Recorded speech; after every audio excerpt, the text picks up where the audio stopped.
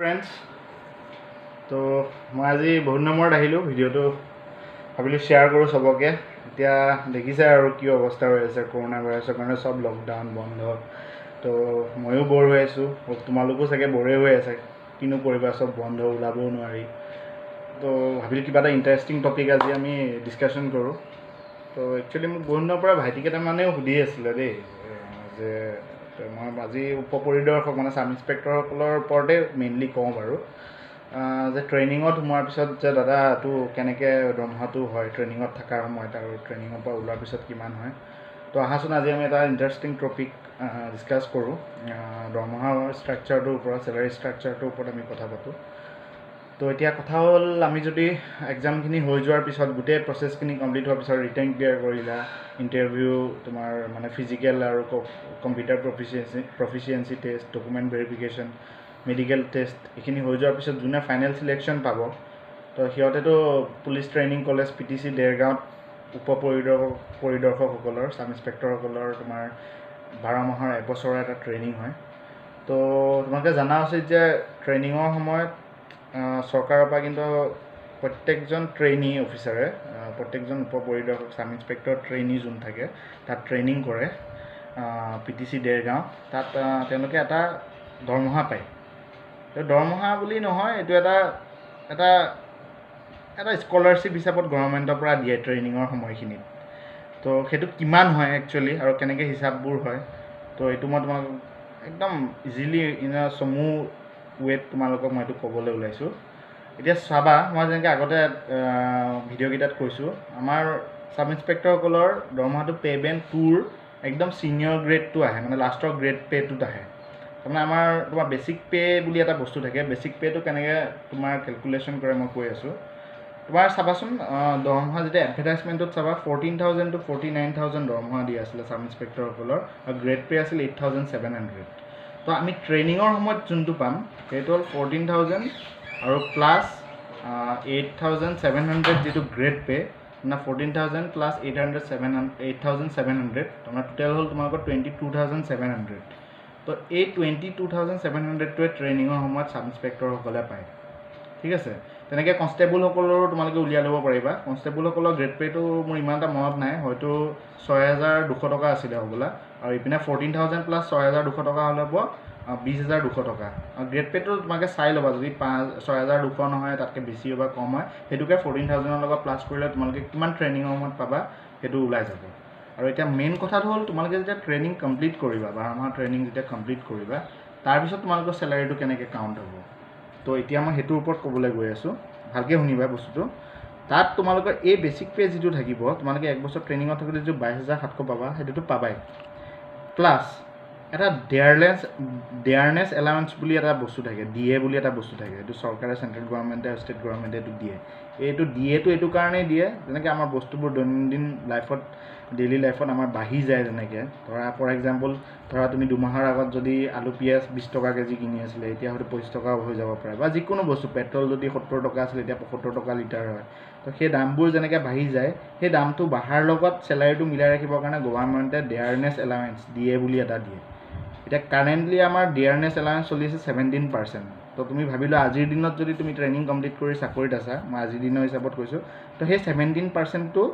কিহৰ লগত প্লাছ হ'ব মানে সেইটো কেনেকৈ কেলকুলেশ্যন কৰিবা সেইটো হ'ব তোমালোকৰ বেছিক পে'ৰ লগত বেছিক পে' হ'ল মানে সেই 14,000 আৰু প্লাছ তোমাৰ গ্ৰেড পে' 8,700 টকাটো যিটো 22,700 টকা তোমালোকে পাইছিলা ট্ৰেইনিঙত তাৰ লগত 22,700 ইনটু তোমাৰ 17% হ'ব 17% হ'লে তোমাৰ জেনেৰেলি কিমান হ'ব ধৰি লোৱা এপ্ৰক্সিমেটলি 3,500 টকা 3,400 টকা আহে তো সেইটো প্লাছ 3,500 টকাটো তোমাৰ আহিব আমি 3,500 বুলিয়ে ধৰি ল'লোঁ তো 22,700 প্লাছ 3,500 হ'ল প্লাছ আৰু তোমালোকৰ এটা থাকে ট্ৰান্সপৰ্ট এলাৱেঞ্চ এটা থাকে ট্ৰান্সপৰ্ট এলাৱেঞ্চটো তোমাৰ থাকে 1,200-1,500 টকা এনেকৈ গ্ৰেড পে' হিচাপত থাকে তো আমাৰ ছাব ইন্সপেক্টৰসকলে মষ্ট প্ৰবেবলি 1,200 টকা পায় হ'বলা তো সেই 1,200 টকাটো প্লাছ হ'ব সেইটো চেঞ্জ হৈ থাকে সময়ে সময়ে তোমালোকে খালি বুজি লোৱা দৰমহাটো কেনেকৈ ক্ৰিয়েট হয় তো 22,700 টকা প্লাছ ডেয়াৰনেছ এলাৱেঞ্চ এইবোৰ চব এপ্ৰক্সিমেটলি হয় দেই মই তোমালোকক জাষ্ট ৱেটো কৈ আছোঁ হোৱাৰ কাৰণে তো 3,500টো ডেয়াৰনেছ এলাৱেঞ্চ প্লাছ হ'ল প্লাছ 1,200 টকা তোমাৰ ট্ৰেন্সপৰ্ট এলাৱেঞ্চ প্লাছ হ'ল তাৰপিছত আকৌ প্লাছ HRA বুলি এটা থাকে হাউচ ৰেণ্ট এলাৱেঞ্চ অফিচাৰসকলে পায় যে য'ত পষ্টিং থাকে তাৰ ঘৰৰ ভাড়াটো টকা গভৰ্ণমেণ্টে দিয়ে তো আমাৰ ইয়াত হয়তো মই জনাত 1200 টকাই দিয়ে হাউচ ৰেণ্ট এলাউৱেঞ্চ তো সেই 1200 টকাটো আকৌ লগত প্লাছ হ'ব প্লাছ আকৌ এটা তোমালোকৰ ইউনিফৰ্ম এটা এলাউৱেঞ্চ থাকে ইউনিফৰ্ম এলাউৱেঞ্চটো তোমাৰ ফাৰ্ষ্ট ইয়েৰত তোমাৰ জইনিঙৰ 2000 টকা দিয়ে তাৰপিছৰ পৰা 3 বছৰ মূৰে মূৰে 1000 টকাকৈ পাবা তো প্ৰথম বছৰত তুমি সেই 2000 টকাটোও পাবা তো সেই 2000 টকাটোও প্লাছ হ'ব প্লাছ আকৌ এটা স্পেচিয়েল এলাউৱেঞ্চ থাকে স্পেচিয়েল এলাউৱেঞ্চটো সেইসকল অফিচাৰৰ কাৰণে থাকে যোনে স্পেচিয়েল ব্ৰাঞ্চত থাকে বা CIDত থাকে তো তেওঁলোকে এক্সট্ৰা 2000 এটা পায় তাৰপৰা ৰিচেণ্টলি এটা নিউজ দেখিছিলা আসাম পুলিচে তোমাৰ ৰেচন এলাউৱেঞ্চটো বঢ়াইছে আগতে 1000 টকা আছিল এতিয়া 2000 টকা কৰি দিলে তো সেইটো 2000 টকাও তোমাৰ লগত প্লাছ হ'ব তো এইবোৰ টোটেল প্লাছ হৈ পেলাই যিটো হ'ব সেইটো হ'ব তোমাৰ দৰমহা তো এপ্ৰক্সিমেটলি এইবোৰ গোটেইবোৰ প্লাছ কৰিলে ভিডিঅ'টো চাই তোমালোকে যাওঁতে ভিডিঅ'টো চাই থাকোঁতেই লিখি তোমালোকে যদি প্লাছ কৰি চোৱা দৰমহা এপ্ৰক্সিমেটলি তোমাৰ 40,000ৰ আশে পাশে হৈ যায় 1000 কম বেছি হয় 40,000ৰ ওচৰা-ওচৰি হৈ যায় তো তোমালোকে সোমায়ে ফাৰ্ষ্ট ইয়েৰত সেই 39-40 এনেকুৱা মানে তোমালোকে দৰমহা চেলাৰী ষ্টাৰ্ট হ'ব আৰু লাহে লাহে তোমাৰ বছৰে যেতিয়া বাঢ়ি যাব প্ৰত্যেক মাহে ডেয়াৰলাইন্স এলাউৱেঞ্চটো 6 মাহৰ মূৰে মূৰে বাঢ়ি যায় এটা উইদিন 1 বছৰৰ ভিতৰত তোমালোকৰ 50,000 আকৌ দৰমহা এনেকৈ বাঢ়ি গৈ থাকিব তো এইটোৱে হ'ল বেছিক কেনেকৈ কেলকুলেশ্যন কৰে মই এইটোৱে ক'লোঁ তোমালোকক আৰু ট্ৰেইনিঙৰ সময়ত উপ পৰিদৰ্শক মানে চাব ইন্সপেক্টৰসকলে 22,700 টকা চিয়'ৰ পায় তো এইটো তোমালোকে চিয়'ৰ থকা তো এবছৰ তোমালোকে পাবা এইটো তোমালোকৰ একাউণ্টত থাকিব আৰু এটা তোমাৰ এটা এইটো হ'ল তোমাৰ টোটেল চেলাৰী মই যিটো ক'লোঁ হা যিবোৰ HRA DA house এলাউৱেঞ্চ there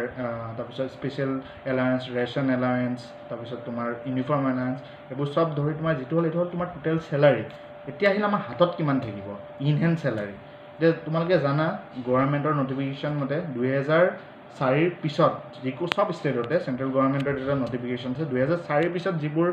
government জবত সোমাইছে তো তোমালোকে সবেই জানা আমাৰ মা দেউতাহঁতে যোনে গভৰ্ণমেণ্ট চাকৰি কৰে তেওঁলোকে 2004 আগত যিহেতু সোমাইছে তেওঁলোকে ৰিটায়াৰমেণ্টৰ পিছত পেঞ্চন পাব কিন্তু আজিকালি কি হয় পেঞ্চনটো উঠাই দিলে গভৰ্ণমেণ্টে তোমালোকে পেঞ্চনটো নাপাবা কিন্তু NPS বুলি এটা থাকে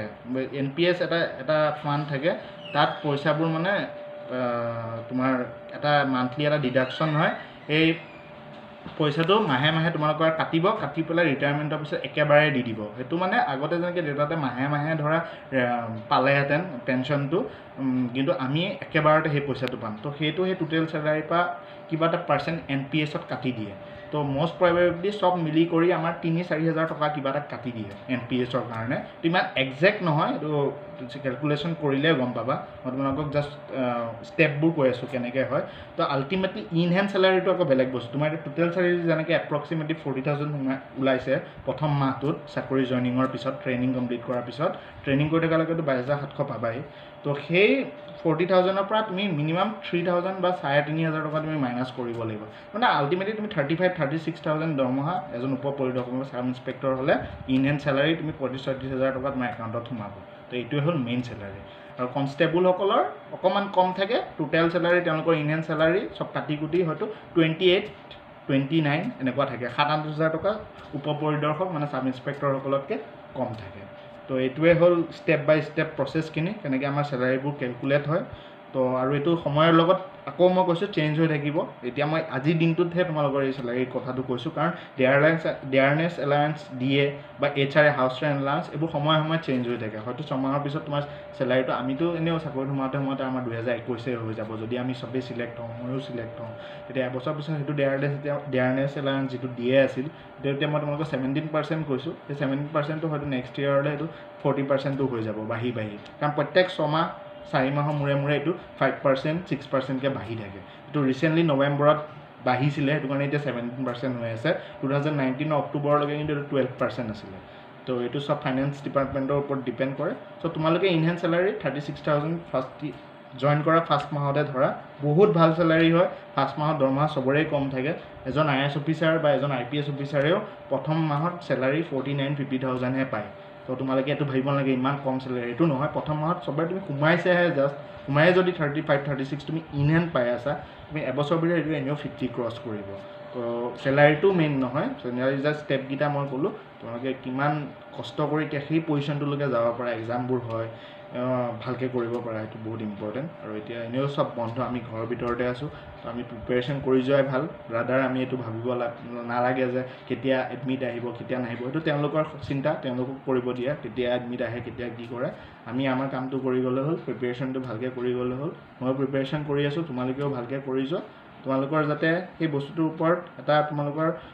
মানে এটা আইডিয়া হওক, মই সেইটো কাৰণে কথাটো ক'লোঁ, এটা যাতে ইণ্টাৰেষ্টিং বনে, তোমালোকে অকণমান চেলাৰীৰ কথাবোৰ নিজে যিটো লাইনত গৈ আছে সেইটো অকণমান চাৰ্চ কৰা, ভালকৈ জানা, সেইটো কাৰণে মই কথাটো ক'লোঁ। তো আজিৰ কাৰণে বাই বাই। বাকী চবেই ভালকৈ থাকা, COVID-19 আহিছে, হাত চাত ধুই থাকিবা, গভৰ্ণমেণ্টে যিবোৰ কৈছে সেইবোৰ মানা, কাৰণ আমি নিজে পুলিচত গৈ আছোঁ, আমি যদি নিজে নিয়মবোৰ ভাঙোঁ, আমাৰ কালিপুৰী মানুহে আৰু দুটা কথা ক'ব চান্স পাব। তো নিজে বি লয়েল টু গভৰ্ণমেণ্ট আৰু be loyal to yourself. তো বাকী bye bye, be safe, stay safe, Jai Hind, by.